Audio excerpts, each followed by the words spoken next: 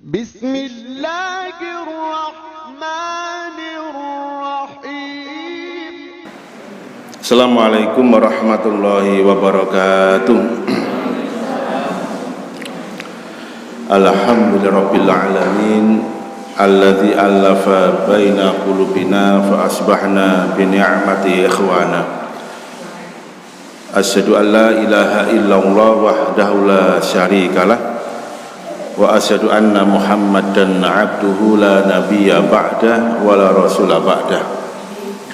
Nusalli wa nusallim ala habibina Muhammadin sallallahu alaihi wasallam wa ala alihi wa ashabihi wa man tabi'ahum bi ihsanin ila yaumiddin.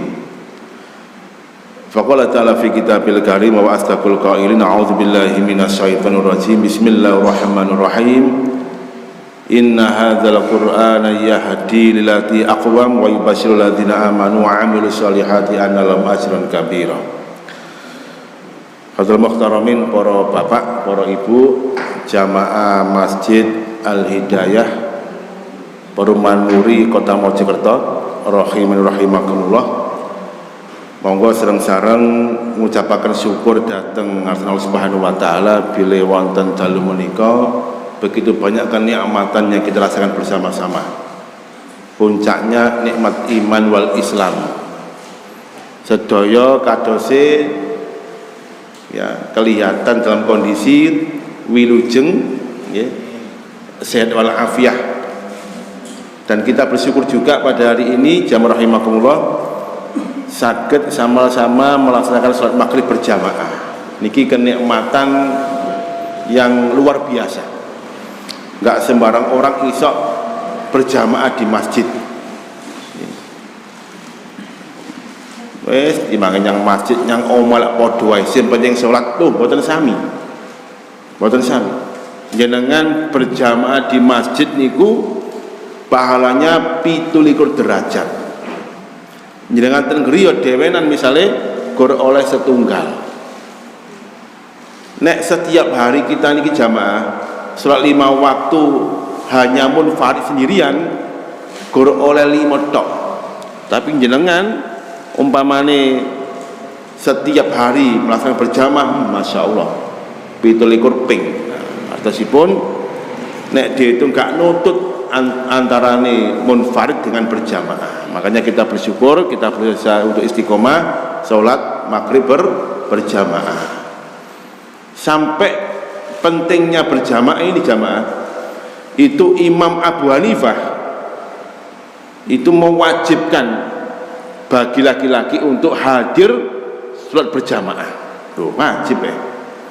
Mazhabnya Imam Abu Hanifah itu dipakai oleh orang-orang Turki, orang-orang Pakistan, ya sebagian Irak, Iran niku wong lanang wajib berjamaah. Umpamane kita ini jamaah berpaham mazhab Hanafi, iso-iso bek niki masjid niki.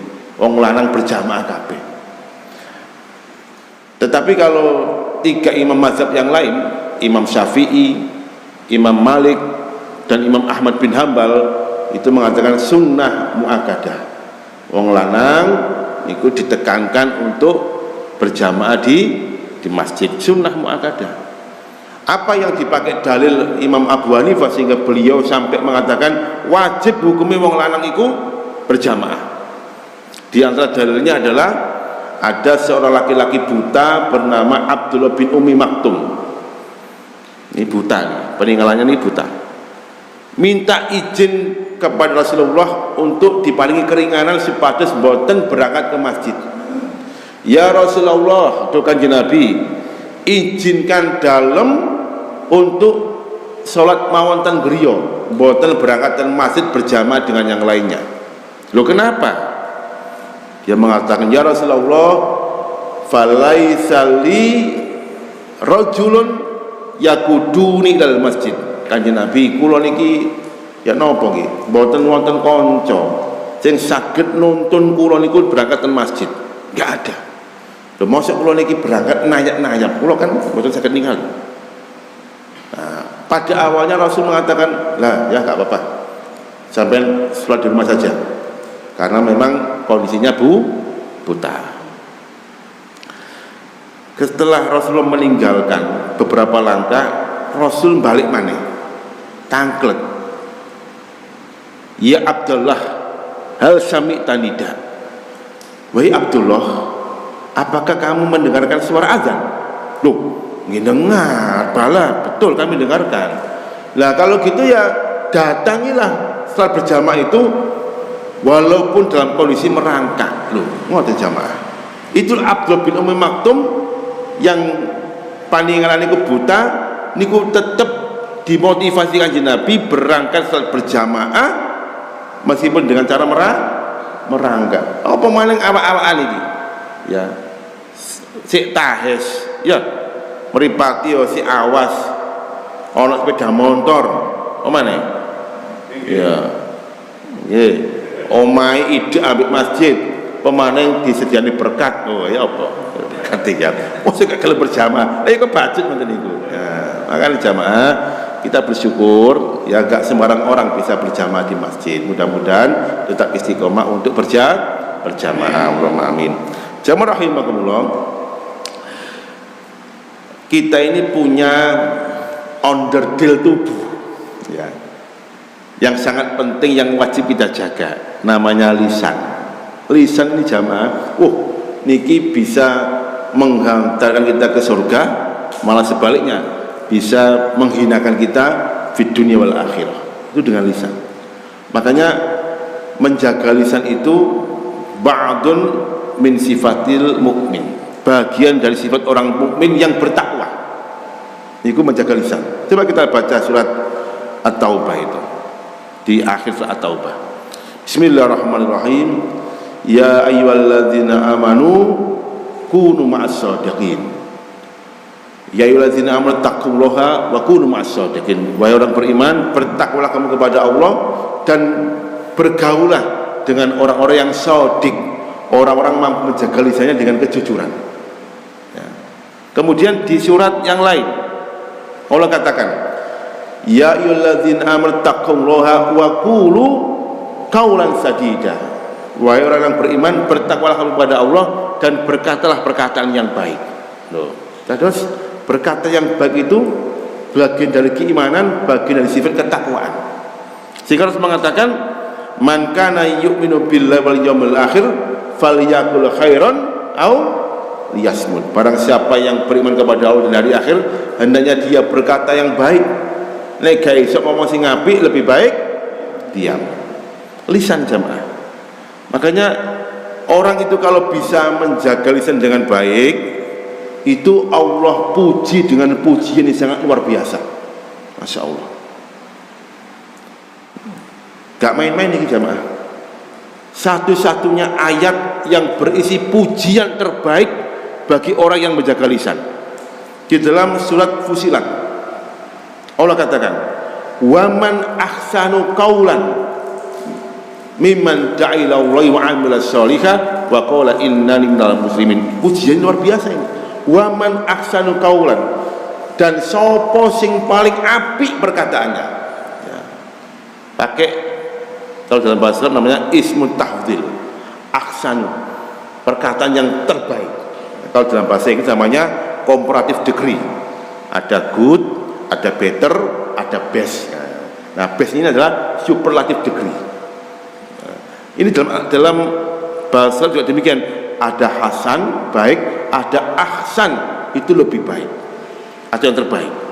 Ada kabir besar, ada akbar itu maha besar.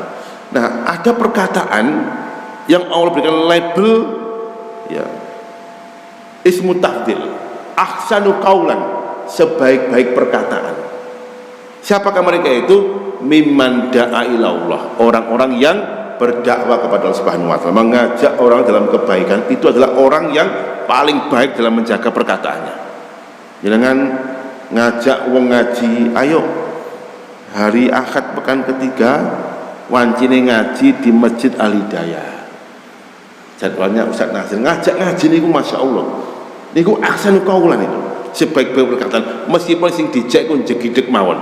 Tapi yang penting kita udah mengajak. Ngapunten Pak Lek, kula repot. Insyaallah lintu wekdal ya wis. Yang penting udah mengajak.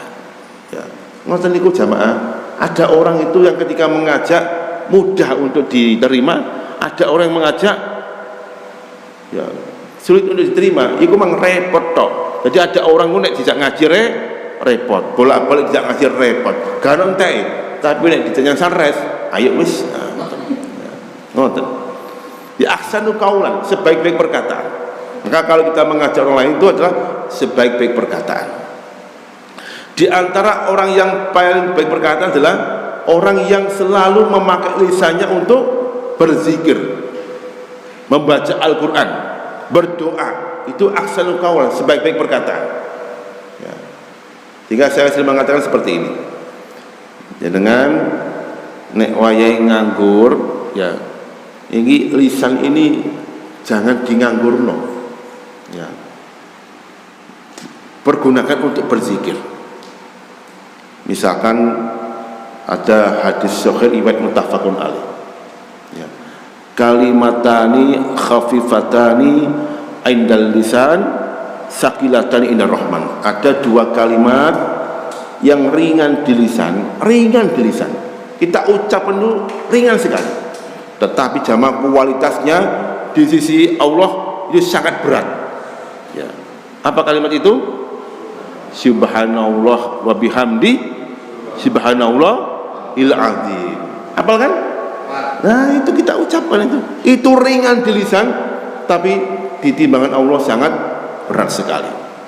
Ada doa yang sangat diremeni oleh para nabi dan rasul. Dan ini suatu ketika Nabi Musa alaihissalam curhat kepada Allah Subhanahu wa taala, "Ya Rabbi, do Gusti Allah, alimni kalimatan." Duh kanjeng Nabi, duh Gusti Allah, ajarkan aku satu kalimat yang dengan kalimat itu tidak membutuhkan yang lain. Wes cukup dengan kalimat itu. Apa kata Allah? Qul la ilaha illallah wahdahu la syarikalah lahul mulku wa lahul hamdu wa huwa ala kulli syai'in qadir. Ini kalimat yang simple. Nabi Musa protes. Ya Rabb, kullu ibadika yaqulu bihadzal kalimat. Duh Gusti Allah, setiap hambamu pasti mengucapkan kalimat ini. Terus apa istimewanya? Apa istimewanya? Semua bisa mengucapkan kalimat ini. Saya minta kalimat yang istimewa. Ini apa istimewanya? Nah, dijawab oleh Subhanahu wa taala, ya Musa, lau anna samawati sab'a wa amrihinna wal ardhin wa amrina fi kifah wa kalimatu la ilaha illallah wahdahu la syarikalah lahul mulku wa lahul hamdu wa ala kulli syai'in qadir fi kifatin ukhra malbiya kalimat la ilaha illallah. Wahai Musa, kalau seandainya 7 langit dan seisinya ini, bumi dan seisinya ditaruh dalam sebuah timbangan, kemudian kalimat la ilaha illallah di timbangan yang lain, maka akan lebih berat kalimat la ilaha illallah. Hadis sahih riwayat Muslim. Kita baca setiap kalimat siapa rahimahullah. Ya. Ini lisan yang istimewa. Ya. Jenengan jamaah, ya. Ba'da subuh, ya, seringkali saya udah berkali-kali saya ucapkan, mudah-mudahan diamalkan. Kita semuanya kan ingin mlebu swarga. Karena puncak cita-citanya orang mukmin adalah mlebu swarga bareng-bareng dengan keluarganya, gitu.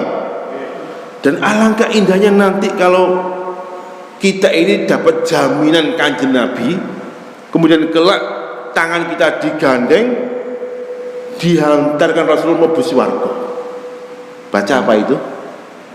Nah, setiap pada subuh kita membaca raditu billahi robba wa bil islami dina wa bi muhammadin nabiyya wa rasulah wa ana lahu za'im. Aku bagi dia sebagai penjaminnya. La akhuzuna biyadayya hatta udkhilal jannah. Aku akan pegang tangannya kelak sampai dia aku hantarkan dia masuk surga. Membaca apa Ibu? Raditu billahi robba wa bil islami dina wa bi muhammadin nabiyya wa rasul. Ini adalah ahsanu qaul, sebaik-baik perkataan. Berdoa, bermunajat, mendoakan orang tua kita, masya Allah. Jadi kalau lisan ini kita jaga dengan baik, jamaah rahimahullah, kita bisa ya dimuliakan dengan lisan ini kemudian subhanallah masih surga. Tapi tragisnya ada lisan itu yang hina, yang kemudian menghinakan pemiliknya ya. Sebab nanti jamaah, orang di padang mahsyar itu ketika di hadapan yaumul mizan, hari perhitungan, lisannya terkunci. Lisannya terkunci karena lisan ini enggak bertulang, isok molak-malik omongan gitu. Sing dadi api isok dadi elek, sing elek isok dadi api. Itu lisan, molak-malik omongan. Makanya kemudian Allah kunci lisan kita ini, dan yang bersaksi adalah seluruh tubuh kita ini. Makanya Allah katakan di dalam surat Al-Fusilat itu ayat 21, wa qalu lijludihim, mereka itu manusia itu berkata kepada kulit-kulit mereka, anggota badan mereka itu berkata, lisannya berkata, lima syahidum alaina, loh kenapa sampai ini kok menjadi saksi bagi kami? Jadi kulitnya jadi saksi, tangannya jadi saksi, kakinya jadi saksi, semua anggota tubuhnya jadi saksi, ngomong kabeh. Apa kata sang kulit? Qalu antaqana Allahu allazi antaqa kulla syai'. Kami ini ya dijadikan bisa ngomong oleh Allah Subhanahu wa taala, dan Allah lah yang menjadikan semua tubuh kita ini bisa ngomong ya, itu jamaah. Sehingga kemudian lisannya ini diam, tidak bisa ngomong apa-apa. Kalau lisan ini subhanallah, itu isok molak-malik omongan ya, isok molak-malik omongan. Apalagi sekarang eranya era medsos, masya Allah ya. Eranya era golek duit, wah nek ngomong pinter. Saya kemarin itu pengalaman pertama kali di Kemelagi itu ada kasus ya, nyuwun sewu ya, pertarungan mbok wek sama mbok nom ya, rebutan warisan ya. Kepala Kawal Kemelagi ikut tergugat sehingga harus hadir mengikuti persidangan. Bismillah, pengalaman pribadi. Ada yang nawari, bah kita siapkan pengacara untuk panjenengan. Gak, wis tak tandangani dhewe, yang jelas saya udah tahu undang-undangnya. Jemaah rahimakumullah, berangkatlah kami ini ke pengadilan agama ya, yang digugat adalah mbok nomnya digugat. Ikut tergugat kepala KU karena mencatat pernikahan mereka di KU Kemelagi. Wong ono mbok uwek kok sampean catat, salah sampean. Ya. Coba rahimakumullah, kita lihat pengacara itu isok bolak-balik perkataan, masya Allah. Ya. Omongannya diwolak-walik gak karuan. Aku sangke gede-gede aku. Wah nek ngene gak mampu awak dhewe kira. Omongan diwolak-walik gak karuan. Ya. Hakime sampe guyah-guyut tok. Pripun Pak Kepala KUA? Gak iso ngomong Pak. Disediakan pengacara pun nggak usah, pokoknya saya bekerja sesuai dengan undang-undang seperti ini, ya udah. Jadi mereka bertarung itu ya, molak-malik omongan.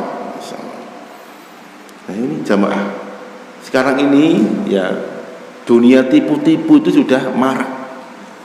Dunia tipu-tipu, omongan diolak-walik, fakta diolak-walik, bisa melalui omongan dengan lisan, bisa dengan medsos. Dan itu sudah sudah Rasul prediksi 14 abad yang lalu. Apa kata Rasul? Sayati zamanun khuda'atun. Di lain dikatakan sayati sanawatun khuda'atun. Akan datang zaman tipu-tipu, atau akan datang tahun penuh dengan tipu-tipu. Khuda'atun, penuh tipu-tipu. Tipu-tipu itu kan merubah fakta, yang palsu jadi asli, yang asli jadi palsu, itu namanya tipu-tipu. Para sahabat bertanya, itu maksudnya apa ini? Maka Rasul benar menjelaskan, yang dimaksud dengan zaman tipu-tipu adalah yukadzibus shadiqu wa yusaddiqul kadzib wa yu'tamanul kha'in wa yukhallul amin. Yang dimaksud dengan zaman tipu-tipu itu adalah orang yang jujur itu diberikan label dusta. Orang yang dusta diwolak-walik jadi orang yang jujur. Orang yang berkhianat itu dipermak bagaimanapun caranya menjadi orang yang amanah. Sedangkan orang yang amanah ya dipermak dengan berbagai macam medsos menjadi orang yang berkhianat. Nah, ini namanya zaman tipu-tipu. Ya, pun banyak fitnah dan sebagainya. Maka ketika itu muncullah wayantiqur ruwaibito, muncullah orang-orang ruwaibito. Nah, ini sahabat tanya lagi, Rasulullah, apa sih ruwaibito itu? Rasulul tafih fil amril am, yaitu orang-orang yang bodoh, yang enggak punya jejak perjuangan, tiba-tiba dia mengaku sebagai pejuang. Orang-orang yang jejaknya korupsi, tiba-tiba dia menjadi sok pahlawan. Nah, itu zaman tipu-tipu.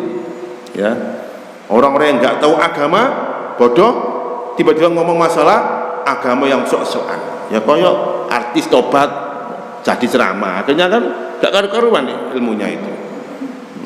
Nah, rahimahullah, ini ya zaman tipu-tipu. Makanya lisan itu dikunci Allah Subhanahu wa taala kelak fi yaumil akhir. Maka di dunia ini jamaah ya, musibah lisan ini sudah banyak terjadi. Mudah-mudahan kita terhindarkan dari musibah lisan ini. Di antara musibah lisan yang pertama adalah gimana namimah. Namimah niku adu domba. Ya, adu apa, Pak? Adu domba. Padahal domba niku nek diadu ya gak gelem ya. Ini adu domba. Ini hati-hati nih. Kalau ada orang yang suka adu domba, ya, itu orang yang biasanya kengangguran lambe.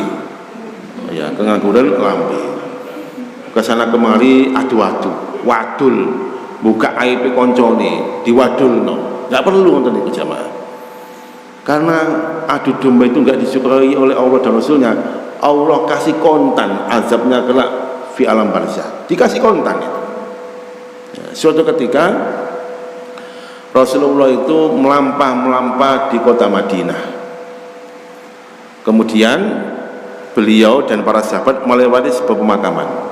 Beliau menangis. Ya. Sahabat bertanya, ya Rasulullah, ma tabki, tu Kanjeng Nabi, kena apa panjenengan kok menangis? Saya mengatakan, innahuma la yu'adzibani. Ini ada dua makam la yu'adzibani, dua-duanya sedang diazab oleh Allah Subhanahu wa taala. Rasul memakai lafaz fi'il mudhari' diapit dengan harfut ta'kid. La yu'adzibani, betul-betul sedang diazab oleh Subhanahu wa taala.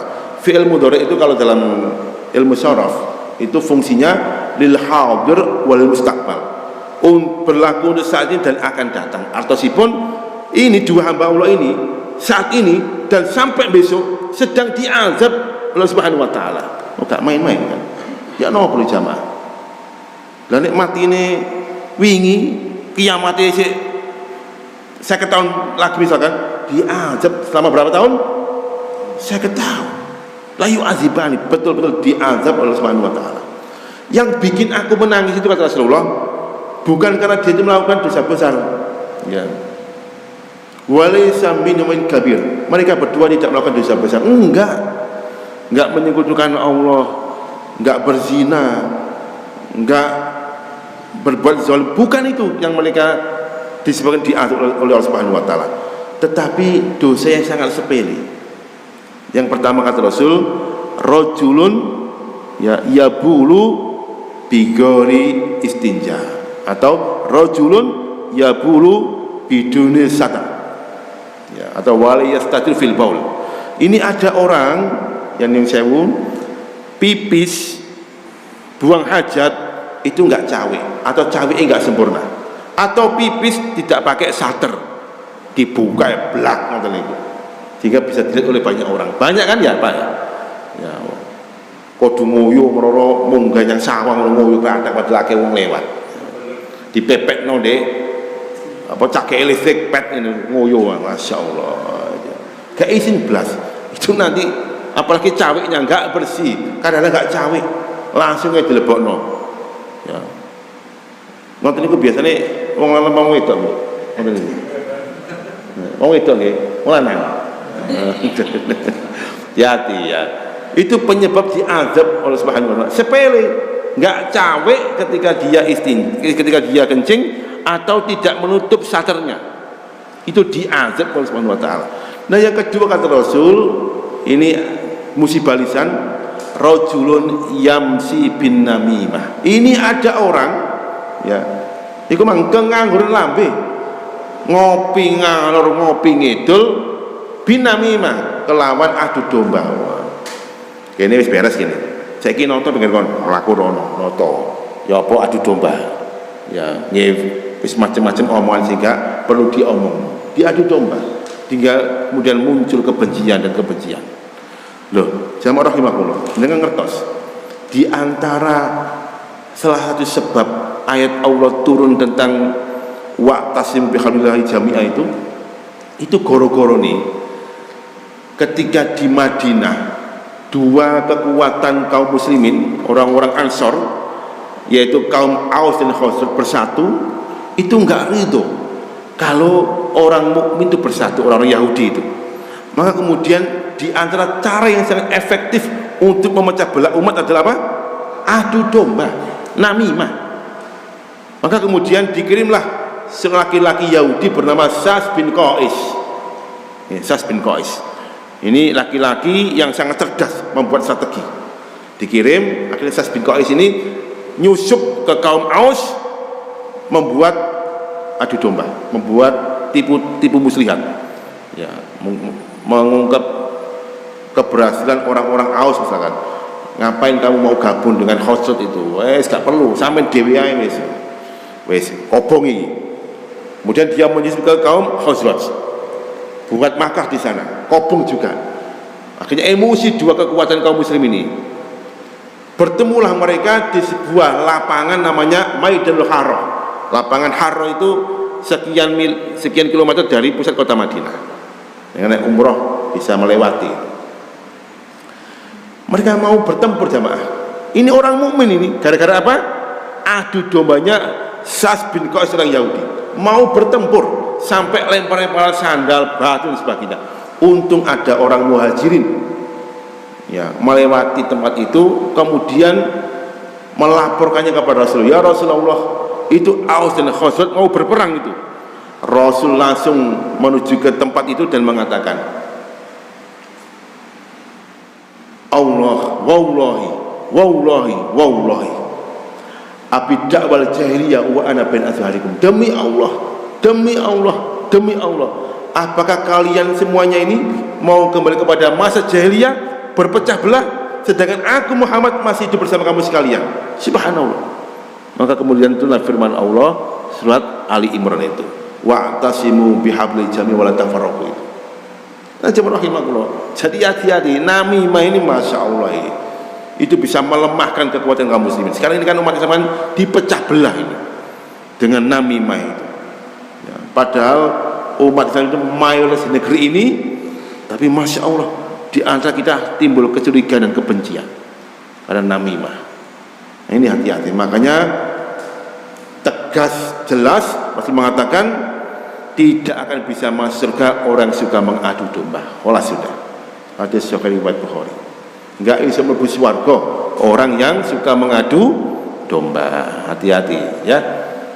Nah, ana domba jangan diadu, dibeleh mawon digawe sate nggih. Yang kedua, musibah lisan yang kedua nggih menika al istihza.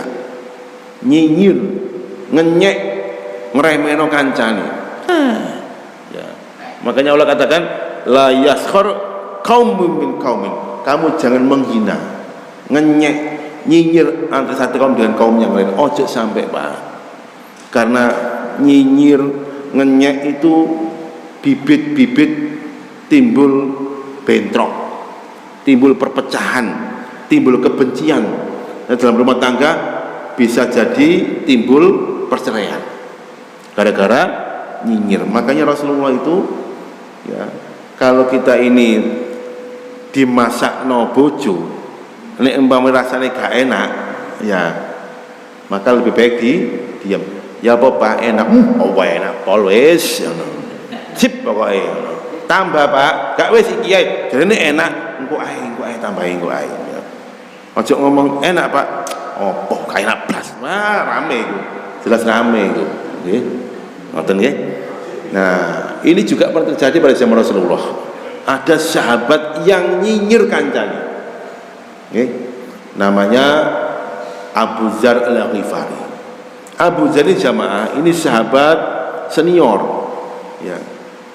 Dan dia ini orangnya ya, ganteng, ya, kulitnya putih, ya, tampan dan gagah. Suatu ketika dia ini guyon dengan sahabat Bilal bin Rabah. Ya. Siapa? Bilal bin Rabah. Dinyinyiri Bilal itu. Bilal, apa? Anak wong ireng, nyinyir Pak. Kamu kok ireng sih? Bapakmu ireng tak? Kan nyinyir ini. Ya ibnu Sauda, wahai anaknya orang hitam, sini kamu. Dinyinyiri Pak. Bilal nggak marah. Memang kenyataannya dia hitam. Masa wong ireng dilarang ireng murang-muring? Ya, enggak, tetap dia itu menerima. Ya memang kan Bilal itu kan budak yang dibebaskan oleh Abu Bakar As-Siddiq, berasal dari Ethiopia. Bapak iku ya wong Ethiopia, ibu ya wong Ethiopia. Saya mengerti wong Ethiopia Bu. Ya. Wong Ethiopia itu ya kaya Sadio Mane ngoten ya.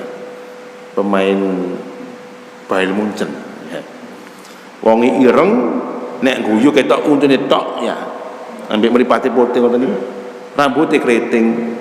Lah nek wong wedok ireng nikah ambek wong lanang ireng mesti bayine ya ireng, gak mungkin putih kaya aku, gak mungkin ya.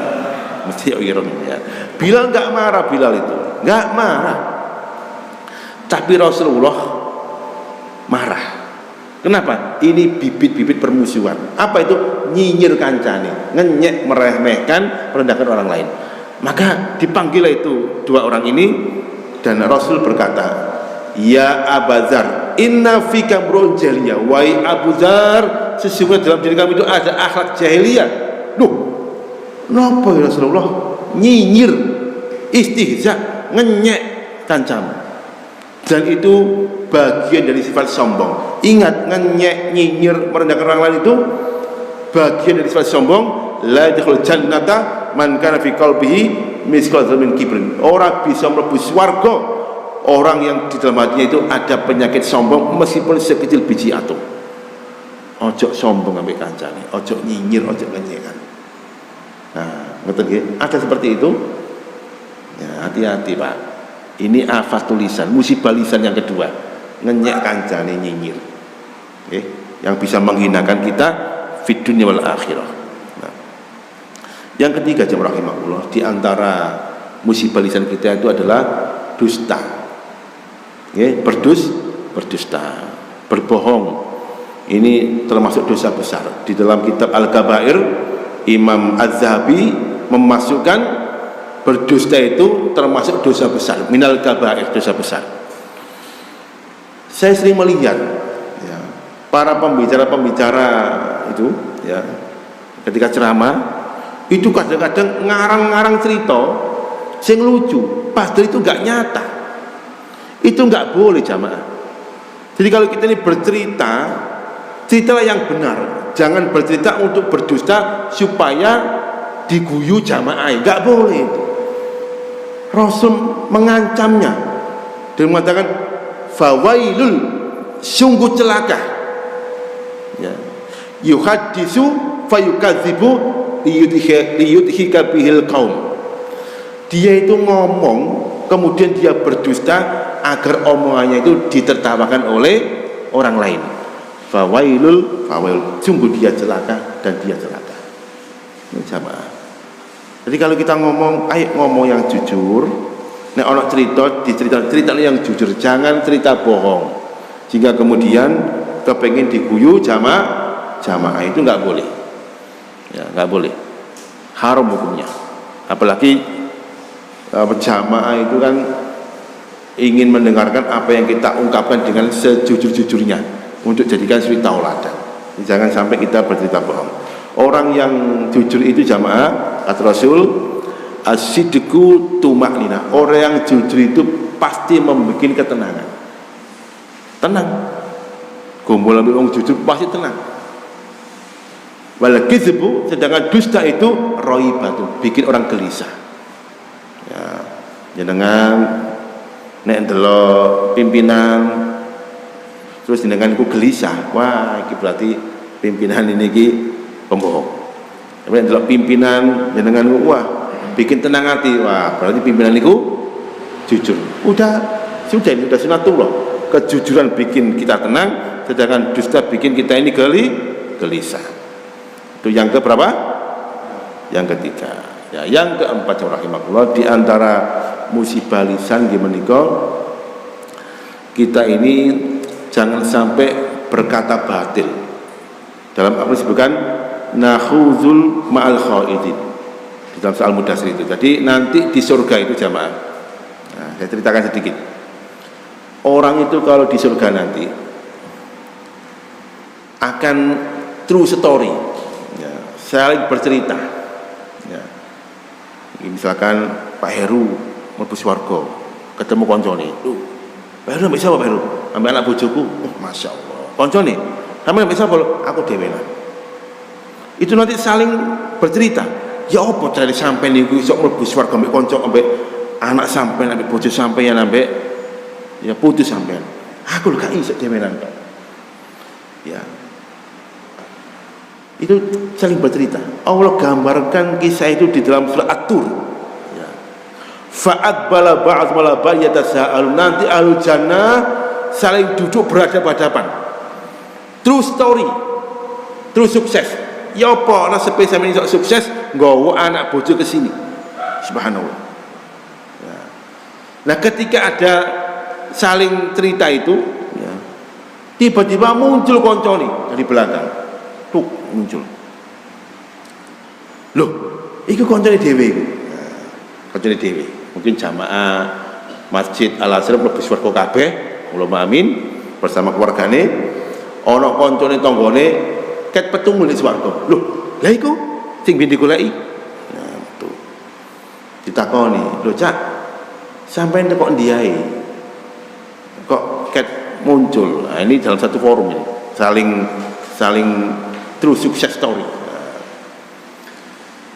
Dia mengatakan, aku mampir dulu ke neraka sehingga kemudian Allah mencukupkan azabnya dan kemudian Allah kirim saya ke surga. Neraka apa jenenge? Sakor, neraka sakor. Ditanya, masalakakum fis sakor, kenapa kamu itu kok mampir ke neraka sakor dulu? Ya, qalu lam nakum minal musholin, aku iki jarang sholat. Wong iman tapi jarang sholat, dijak ngaji repot ae. Kemudian di ayat berikutnya itu, wa kunna nakhudhu mal khaizin, kami biasa ngomong-ngomong sing batil. Mulut iki lho, nek gak ngomong elek iku gak enak rasanya. Ya, nek gak ngomong elek gak enak. Ono masalah apa titik sing disalahno kebun binatang. Oh jangkrik iki lah gitu ya. Nek gak ngomong ngono gak enak blas, gak lega. Ya. Arek-arek ciri-ciri ya. Main game-gamean kalah sing dia ngono apa? Pecel penco. Ya, jadi namanya wa kunna nakhudhu bil khaizin. Nanti kita jamaah kalau lisan ini kengangguran, ngomong-ngomong sing elek, masya Allah, menyesal kita nanti itu. Karena di antara hisabnya adalah omongan kita ini. Wa kunna nakhudhu bil khaizin. Kami dulu itu biasa kumpul ambek kanca-kancaku ngomong-ngomong sing elek-elek, dan kancaku yang padha ae ngomong elek kabeh. Aku kadang ngomong jangkrik, kono ngomong gajah wis digawe ngomong macam-macam. Ya, jadi hati-hati lisan kita ini jangan sampai ya ngomong-ngomong sing batil. Ayo kita pergunakan ngomong sing api. Ini jamaah rahimakumullah, musibah-musibah lisan diantaranya yang bisa menghinakan hamba Allah. Lisan itu bisa dengan lisan ucapan kita, bisa dengan lisan ya ini tangan kita. Yang terakhir ya menika ghibah. Hati-hati ini. Biasanya sing seneng rasan-rasan iku napa? ibu-ibu apa bapak-bapak? Iya. Wong rasan-rasan iku jamaah. Ya ini lambe-lambe lanang yang mulai itu ya. Wong rasan-rasan iku jamaah itu biasanya pasti kengangguran lambe, wis lah. Ya. Ibu-ibu niki alisane dereng dimulai. Monggo kita buka majelis rasan-rasan. Al-Fatihah. Rasan. Ya. Sahabat ditanya Rasulullah, "Atadruna mal ghibah?" Tahukah kamu apa itu ghibah? Apa itu rasan-rasan? Qalu, mereka menjawab, Allah wa Rasuluhu a'lam. Allah dan Rasul lebih tahu apa itu ghibah. Maka Rasul bersabda, "Zikruka akhauka bima yakrah." Engkau itu ngomongno saudaramu apa yang dia benci. Ya. Membicarakan sesuatu yang dibenci oleh saudaranya. Jenenge rasan-rasan. Ya Rasulullah, kata para sahabat, afara'aita maka nafil akul fi akhi. Dawuh Kanjeng Nabi, bagaimana pendapat panjenengan kalau apa yang kami ucapkan itu betul-betul terjadi dalam diri sahabat kami? Ya. Rasul menjawab, kalau apa yang kamu ucapkan itu betul-betul terjadi pada sahabat kamu, maka faqadib tabtahu, maka kamu telah berghibah. Tapi kalau enggak terjadi, faqad bahattahu, maka kamu telah menfitnahnya. Jadi antara ghibah dan fitnah itu tipis sekali batasannya. Kita ngomong no elake kanca, nek iku betul-betul terjadi namanya apa? Ghibah. Tapi nek gak terjadi namanya fitnah. Jamaah, hati-hati.